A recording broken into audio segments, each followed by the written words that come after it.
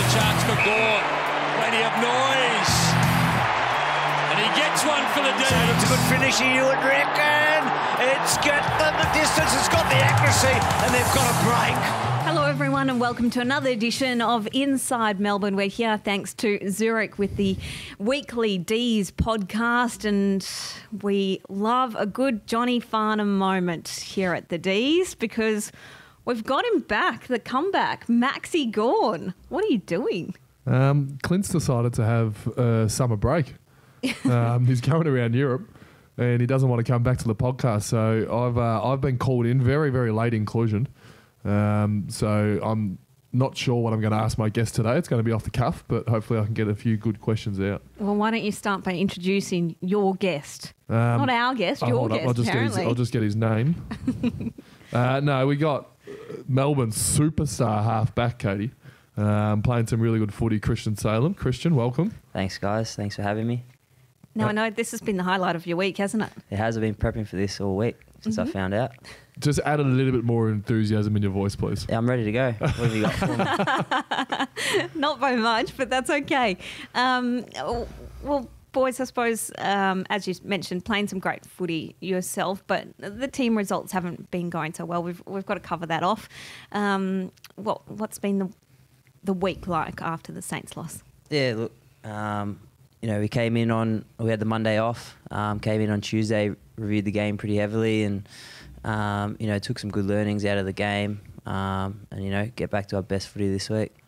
It's going to be a long curve getting to our best football. Hopefully we can get some wins when we're on that curve, but we're still coming from a long way back from where we've been 2-3 years ago. So to be in the position we are now, still sitting in the 8 and 6, which is, I heard Jordan Lewis say on Fox Footy last night that Richmond were 8 and 6 last season. I'm not saying that we're going to go and do exactly what Richmond did, but please, can you? and they lost to St Kilda by 70 points in round 13, similar to we didn't lose by 70. It felt like 70, but it was only 2. So we'll keep persevering and trying. Every player's turning up and trying to play the best they can. No player comes to the ground and goes, I think no player. I'll give them the benefit of the doubt, but no one comes to the ground and goes, it's a lesser ranked team.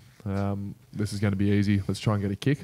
I just think there's some stuff that on the run, St Kilda were doing better than us and we weren't able to fix. So excited to get up to Darwin. We love Darwin, don't we, Sales? We love it. Great weather. And play the Dockers. And Gawny, you've been quite strong because there's been people that have questioned the effort out of that loss, but you obviously don't see it that way.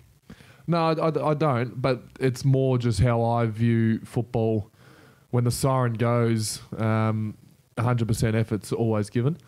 I remember before the Port Adelaide game, I got an interview just before the centre bounce from Sobers, and he asked me if I'd taken into calculation that Paddy Ryder's only 70% fit with his Achilles and been getting bench time. But if I'm Paddy Ryder and I'm putting my hand up to play, I'm 100% to play. So you got to take him on face value that he's ready to go.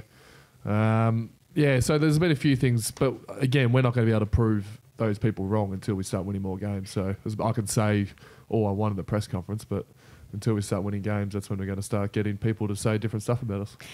Christian, to flip around to some of the positives out of that game, one of them was our co-host here, Maxi, absolutely dominant throughout the game, and then also the skipper, Vines, in that last quarter was unbelievable. Yeah, it was actually. That was the best game I've ever seen Max play.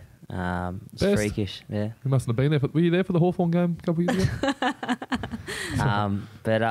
Vines was great as well, especially in that last quarter. Stood up and, we could score pretty heavily, as you saw in the last few minutes, but, it just wasn't enough. It must have been pretty frenetic out there. What was it like? Yeah, it was, especially with Louis' goal and the goal review. We didn't really know what was going on, didn't know whether to set up or go back for the ball up, but, just couldn't get there in the end. I think there was 30 seconds left. When we're 2 points down and, that happens. Stuff happens like that.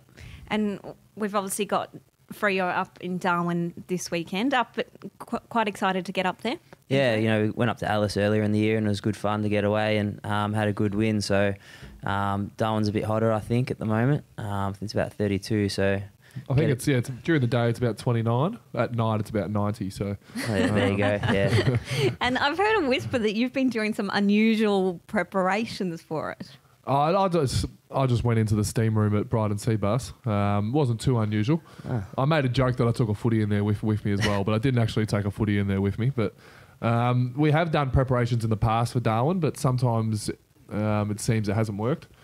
It's just another game of football. We got to get used to the conditions when you get up there the day before, and we've done it 10 years in a row now, so we should know what we're expecting. Now, we've got a double header D's podcast today. We've got the two guests with us this afternoon, which will reveal our second one very shortly. But what we do with this is take some questions from the outer, from some of the fans who've got involved. So we might head to the outer quite early on today. Maxie? Sure. Did you just quickly, before? Yes. I say do you say fragnetic? How did you Frenetic. say it? Frenetic. I think I said it a bit funny. Yeah, it just confused me. And I've been pondering for 5 minutes. I'm just trying to get my head back in the game. Is that a Perth thing? Frenetic. Is that how you say Are we it? happy with that? Frenetic, isn't it? Oh, sorry. I went over. How do you say it? Anyway, so from the outer, Kiwi thing. we'll start off. Let's start off with Rosa, Devrel. I should have started off with an easier name. Do you have any secret talents, Sales? If so, what is it? Secret talents. Quite good at FIFA. Don't know if that's a secret talent. It's on my Instagram, but secret talents. So tell me, quite good. Are we talking online? You're in what division? Yeah, look, last year I got to Division 1 pretty comfortably, but then I sort of stopped playing online. So I play a competition with my mates. Bought a trophy and all. We've done 12 seasons now, and I've won 9 of the 12. So Yep. And like for the people at home who are big FIFA fans, obviously I am one. Caty, you're probably not, but I won't pigeonhole you. If you were playing the computer, are you on Legendary and beating them? yeah, Legendary, beating them comfortably. Yeah, right. Yeah. All right. So we know what we got. Yeah. Well, I mean, I'm a massive FIFA fan as well. This So is right over my head. We've had a so- few games, me and Max. Yeah. And you've dominated?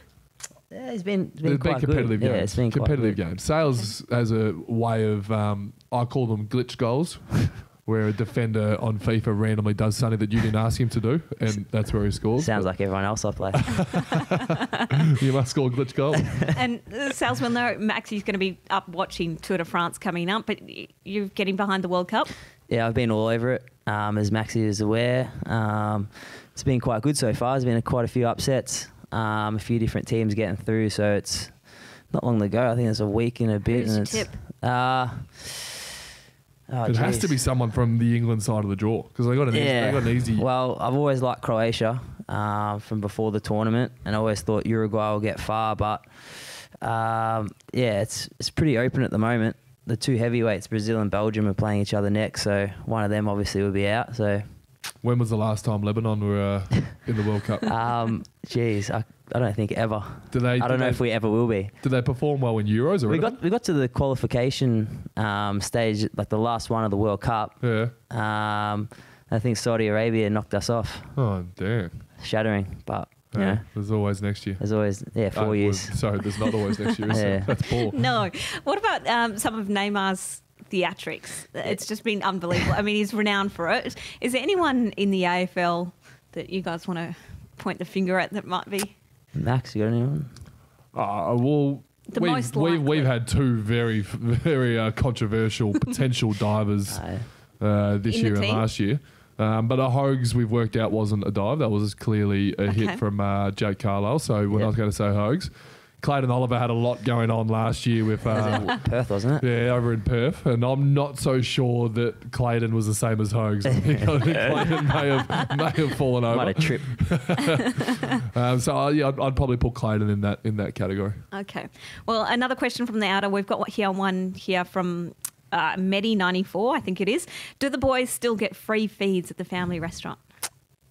Do they? Every now and then. They don't come down to Brighton much. There's not many Brighton boys. Give it a plug. I have. Yeah. I'll get there. So if anyone's in Brighton, there's Rock Salt in Bay Street. And then on the beach as well, we've got another one, North Point. So they're both good restaurants. So there's quite a few Melbourne supporters that actually get down. So it must be working. Two great locations. Yeah. I've been there a couple of times, had some Sunnyside eggs with some avocado. And Sunnyside, controversial. I'd change it up. I can have all three on a rotating basis quite happily. So you get the people that are so stuck to poached or scrambled, but I can really do the mix. There you go. Yourself? I'm scrambled during the week, but the game day I'm poached. So This is a great topic. Everyone, what are you? Yeah, I'm poached, otherwise scrambled. Preference for poached. And what makes you Never go sunny scrambled? side up. Like a hungover? Yeah, probably. Yeah. That tends to be the scrambled days. there you go. Because everything's scrambled on those days. From Dander 007, after Bruce McAvaney's interpretation of your name versus Port Adelaide, which was Salem, what is the worst interpretation of your name you've ever heard? And tell us how you'd I've like heard, us to say it. Salem before. Salem. Salem. Yep. That's probably the worst, but, Salem works if you want to stick with that. Salem's the one? Yeah, Salem's the Or do you one. like Salem? Yeah, whatever suits. Salem. Not Salem, actually. Salem. Stick to Salem. What would your old man say? Salem. Salem. Yeah. So happy with Salem. Just happy with Salem. But we'll just call you Christian from now on. Call me Christian. Yeah. Okay, here's one from Chase. We're going back in time a little bit. What was on your mind when you kicked the winning goal against Essendon in 2014? Well, it's the only time he's ever done anything, so we have to go. we have to go back to that game. There you go. It was actually the World Cup was on at that time in 2014. So I remember watching a game that morning. So I was trying to clear my mind, and that was the first thing that came up. So a bit about soccer. What's your routine with the World Cup and Premier League when Premier League's on? Are we staying up to watch the game, or are we recording it and watching it in the morning? Yeah, Premier League's a bit easier because it's obviously only weekends. But if Arsenal are on day of the game, I'll wake up in the morning and just watch it. If it's after a game, I'll probably stay up. Yeah. World Cup's a bit tricky with the midweek, so a lot of recording and watching it before training. So we were in Adelaide for one of the Socceroos games. Yeah, France. No, not France. The second one. And we were talking all mid because it only started at 10 and even earlier because we were in Adelaide, so Yeah, it started at the first one 9:30. was beauty, starting at 8. Yeah, it was, wasn't it? So this one started at 9:30. 9:30, Denmark. And we were all excited because Salem and I are probably the big soccer nerds of the place here. So we will be all excited. And then come half time at 10:15, Salem goes, "Oh, I've got to go to bed." I go, "What do you mean?" He goes, "I can't stay up past 10:30. Routine. Routine. So I've got to sit there watching Australia-Denmark, watching a 1-1 boring draw, which was I phenomenal. caught all the good stuff in the first half. Yeah. Are and- you a man of routine in general? What about game day? Yeah, game day, I'll just sleep in, wake up whenever. 8:30, 9 o'clock.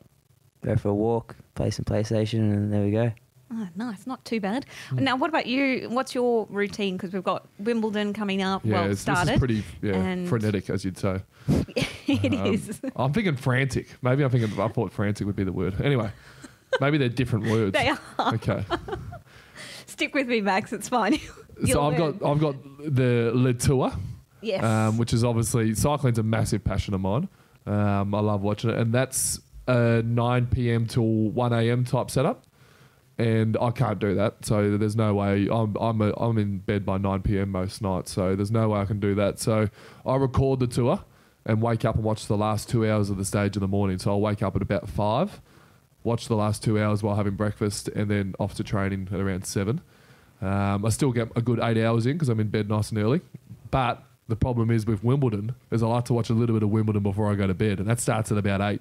So if I get about an hour and a half of Wimbledon in sleep and then an hour and a half of the tour in the morning and then just catch up with highlights throughout the day. But it's my two favourite There you go. sports and my two favourite competitions on at the same time. I reckon I'm going to be out of a job soon. I could potentially do the Channel 10 Well, except that sports. you don't know the difference between frantic and frenetic. Yeah, but I'd never use that word, I reckon. Well, start learning. All right, here's one from Dan. Just for both of you, if you could. The kids just want to hear their name on the podcast. If you could do a shout out to Dylan and Elle. Yeah, that's pretty easy to get your Yeah. kids' names shouted out on the podcast. I'll give a big shout out to Dylan. You can... Big shout out to Al. Obviously, they're passionate Melbourne supporters from Melton, and it's good to have some Melbourne supporters under the age of 15, which I'm guessing these guys are, because the majority of them are north of 70. So thanks for having a couple of kids on board. Yeah, great to see as well. I'm going to get you to do the second question, and I want you to do it with commitment, Maxi. Okay. Do you want me to read out the whole thing? Well, I think maybe the first half. Oh, that's funny. This is from Neriz Kadik. Do you know this person? Nah. You just... Should I? No. Christian, if you had one shot, one opportunity to seize everything you ever wanted in one moment, would you capture or just let it slip? But seriously, what's it like listening to Simon Goodwin? Is it worse than random rocking up to your front door trying to sell your electricity? That's why I said just do the first half. Without an actual... No, you can just tell me what... Would you capture it or just let it slip? I'd probably capture it, you think? Wouldn't you? You set me up to fail then, Cody. Well, just one more. I think we're probably going to have to wrap up the questions from the outer, but one I think all Melbourne fans would like to know is what will the playing group do to ensure that we can play finals this season? Well, first of all, start winning. We want to get back Always helps. we want to get back to our best footy. We had a main session today, a good session on the track. So, we'll head up to Darwin, looking to get back to our best. Yeah, I concur with Saddles. Fremantle were a team that always seemed to manage to win games, one in every 2 or 3. So they're probably due for a win after a loss against Brisbane. So we know we've got to come out and beat them. And there's no easy win, as we found out with St Kilda. But like I said, we knew that going in that it wasn't going to be an easy win. But so it's 8 or 9 games left, and we've got to get 4 or 5 wins. So we're going to be trying to win most of them.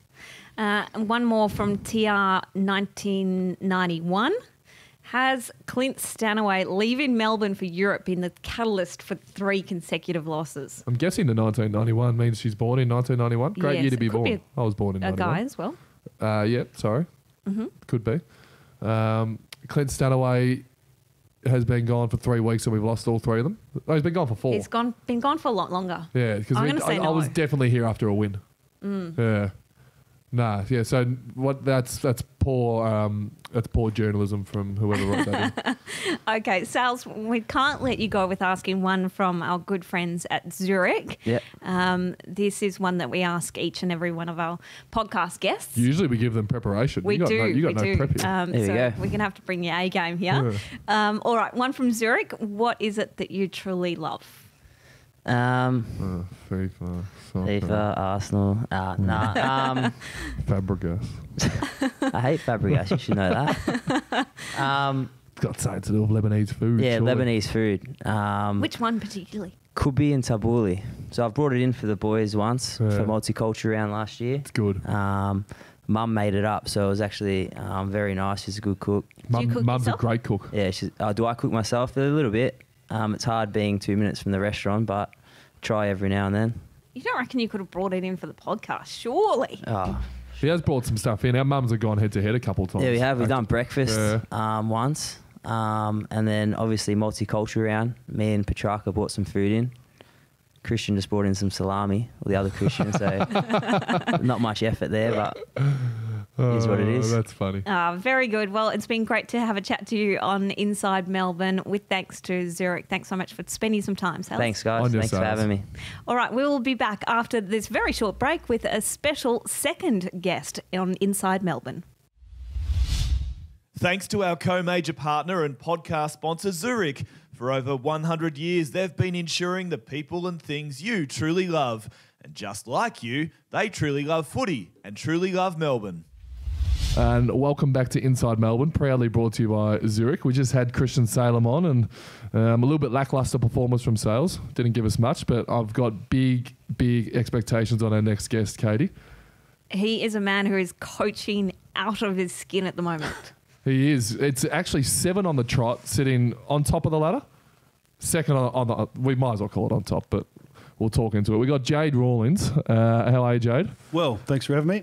And, I mean, to start off with telling us what's the move from being a Melbourne, obviously, defensive coach for a number of years and now coaching your own team down at Caty. Yeah, have an absolute ball. Did it in a past life when I coached Coburg in 2008 when I was aligned to Richmond, and had one of the best the most enjoyable years I've ever had, and then the opportunity presented itself at the end of 2017 to do this again, and I couldn't be happy with the job that I have and the people I get to work with. And we spoke then about the results. I mean, 7 in a row, things are absolutely flying. It must be a great vibe around the place down there. Yeah, we do have a good environment. We've got great people who look after our players, and the attitude of the players has been first rate. And whether that's Jack Viney playing one game for us against Box Hill, or Bernie Vince on the weekend as a senior player, also young players like Dion Johnston, Charlie Spargo, Harry Petty, Oscar Baker. So we've just had a lot of varying levels of experienced players down there that have been able to gel in with our VFL listed players. And it's very transient competition, the VFL. Just as you get things right one week, you can have 6 changes the next week. So the capacity to really get the players to come together on game day is the greatest challenge, but it's also one of the most rewarding parts of the job. How challenging is that as a coach to deal with that? Yeah, it's coming in and out. It's basically what you sign up for, that we're a service provider at the VFL for the AFL to make sure we've got the players in form and have behaviours that are going to stack up at AFL level, and also play a system that marries the Melbourne style. So they're the challenges, but we've also got a really good VFL list too. They know what we're doing. They bring in high level of intensity and spirit when they come in and play. So that makes, I think, the Melbourne players' experience far more enjoyable. Do you have a bit of a proud dad feel when Charlie Spargo comes in and plays? Because we've talked about the Coburg days, and you love seeing what Chris Hyde and Luke McGuan, some really good names of the Coburg era, what they did. Jack Revolt, yep. Shane Edwards. They're correct. So when you see someone like Charlie Spargo and Harry Petty come in for his debut, is there something that goes inside you that makes you nice and proud of that? For the individual, the excitement for them to experience AFL footy, yes, but also for our club at Casey. Our staff and Casey listed players love when our boys get an opportunity at AFL. Like Joel Smith, another person, they love seeing him get an opportunity because of what he tips in when he plays for us down at Casey. The experience I got with Jack, who I mentioned before, all our players, Casey listed players, have spoken to me about playing with Bernie on the weekend and how much he brought to the group. So they're the things I get satisfaction out of, that we're really strong on the spirit levels that we have at Casey and the enjoyment of how we play, loving how we play, but loving playing together. And when I see Melbourne players tip in that way and they get rewarded, that makes me feel satisfied. But, the main thing is seeing people improve. I think Dion Johnston's one of our best success stories in the VFL program this year.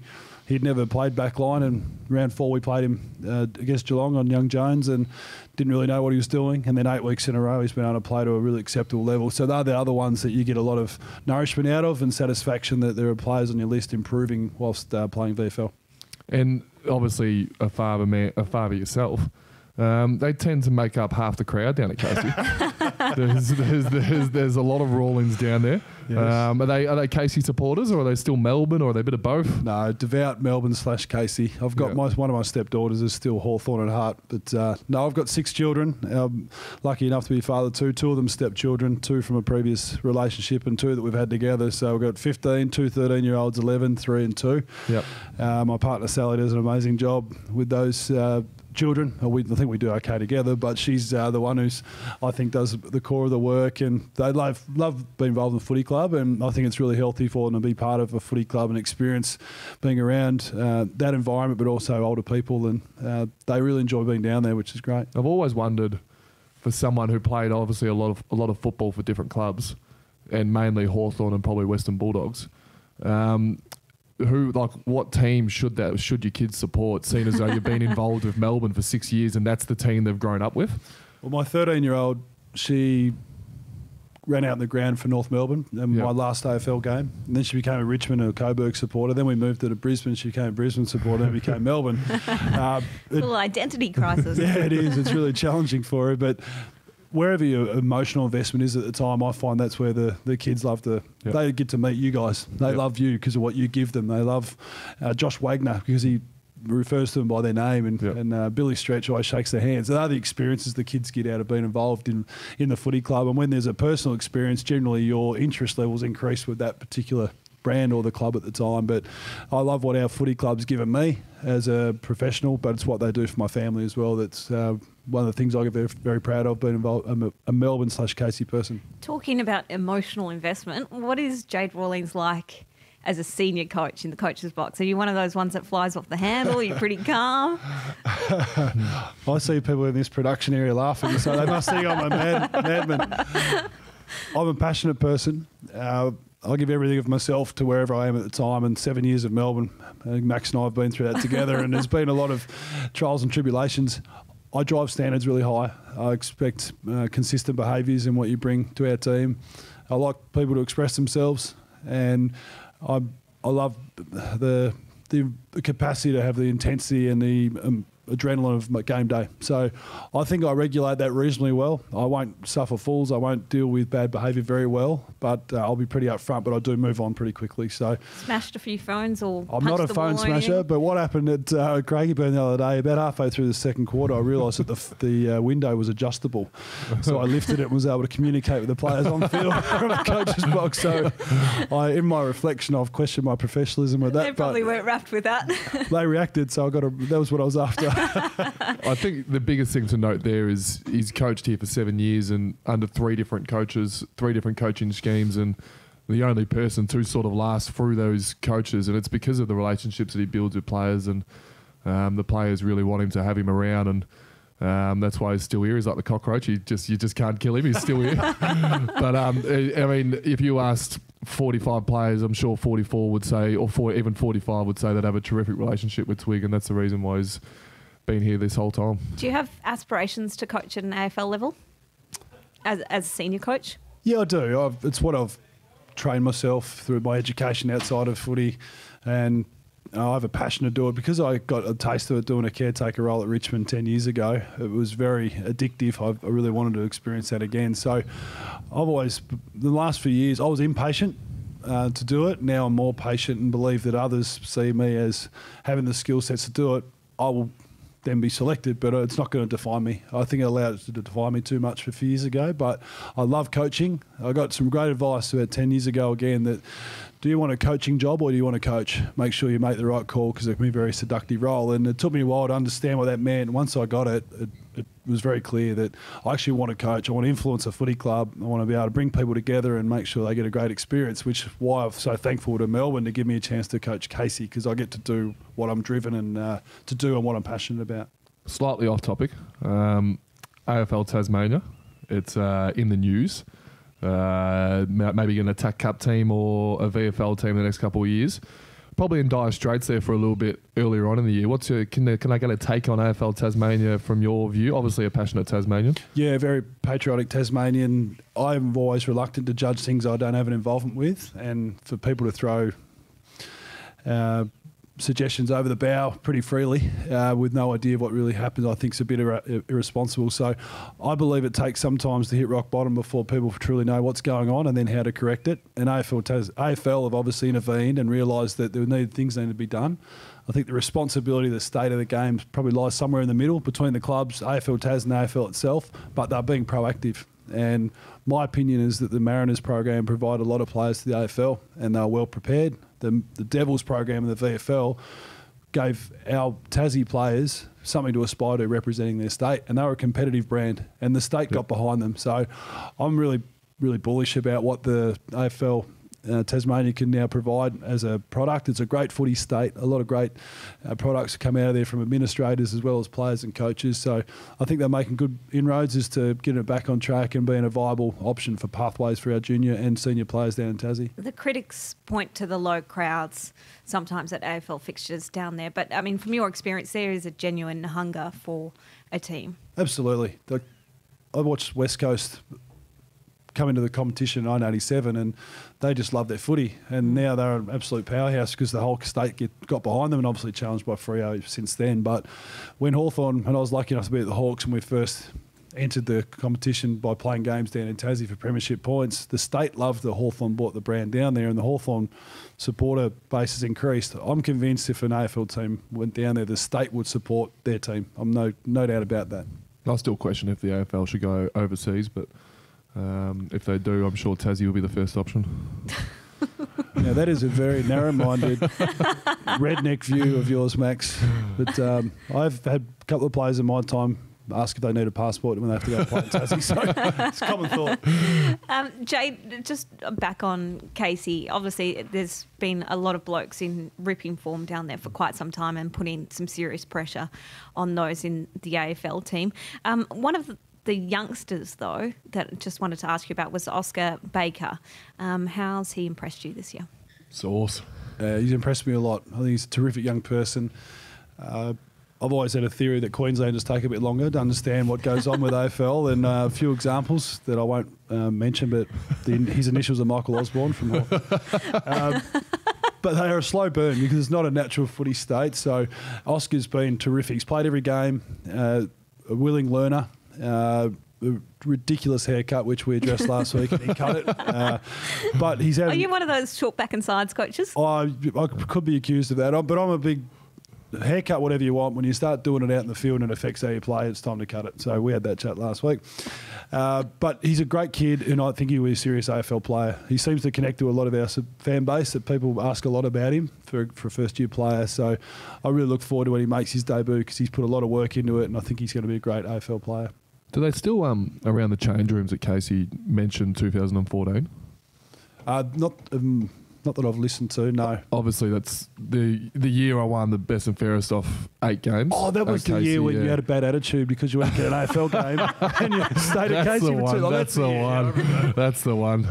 So that far forward flank is obviously the Max Gawn flank, and has been named that for a while. That's still obviously there this year. It's highly self-indulgent of you, but no, it's not. We've renamed Just for something different. No, we don't have any signage over there yet, but we're waiting to find someone worthy. Oscar Baker's played well on that wing, so he might be able to give a bit of time. Well, I'm happy to give it a sauce.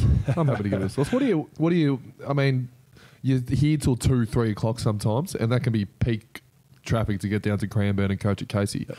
So there could be 2 hours in the car at some time. What do you do to fill in your time? Are you a podcast man? Well, this is ironic. Clearly Inside Melbourne. Becoming a podcast man, I listen to Hutchie and Damo, the sounding board, and I listen to Inside Melbourne. Hutchie and Damo. It's a 45-minute drive for me, so it's a good period of time. But I like to listen to things of interest, and you guys have started to become of interest to me.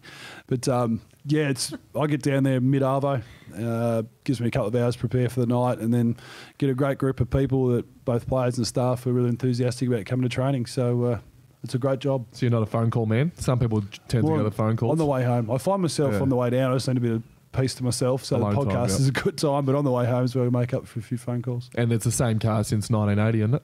Yeah, pretty much. You're a big little man. Mazda 3. I was the loser out of when 2 babies came along of the car situation. So little Mazda 3 manual with a dented door. That's me at the moment. You're not a fan of people upgrading cars along their football journey, are you? Not unnecessarily, Max. No.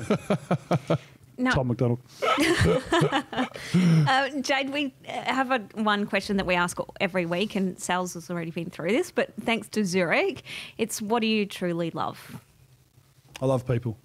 People. Yep. I love getting to know people, understand people, being around them. I get energy from that and trying to help people. So fundamentally, I'm a pretty basic fella. I love people. I love footy. I love my family. I love Melbourne Bitter. Great answer. I completely agree. He coached 3 AFL clubs and played at 3 AFL clubs. So there's obviously 6 AFL clubs, and he'd be able to name almost every single person. I got him once with a player. No, you did not. With a player at Western Bulldogs, but he's actually unbelievable with his names, and like I said before, an incredibly caring person and caring coach. So I definitely back up that answer. Do you keep in touch, or do you still follow the footy journeys of some of those other players at other clubs that you've coached? Yeah, I do. Yeah, I really enjoy the relationships I've been able to maintain. I've got some guys who are coaches at other clubs, a couple who are heads of footy at other clubs. Players who still play. I really enjoy seeing some of the Richmond guys that I was involved with be able to succeed last year, and some of my Coburg players I coached, the VFL listed from 2008, I still keep in touch with. So I enjoy that. It's one of the reasons I'm involved is the relationships and the people I get to meet. All right, Jade, thank you so much for spending a bit of time on Inside Melbourne. Great to get some insight into both yourself personally as a coach and then also the Casey Demons. Absolutely flying, as we've said, 7 in a row. Let's make it 8 or even more, hey? Thanks, Caty. Best guest of the year. You're a patronising man. Thank you so much. Maxie, thanks. Oh, he's almost out the door. Thanks so much for joining us again on Inside Melbourne. Hopefully the last one. No worries. No, because we need to get back on the winning record, don't we? So Clint obviously had a little bit of a winning record when he was here, so I think my time might be up unless we win this week. Well, whether it's Clint or Gawny, join us next week for another edition of Inside Melbourne, thanks to Zurich.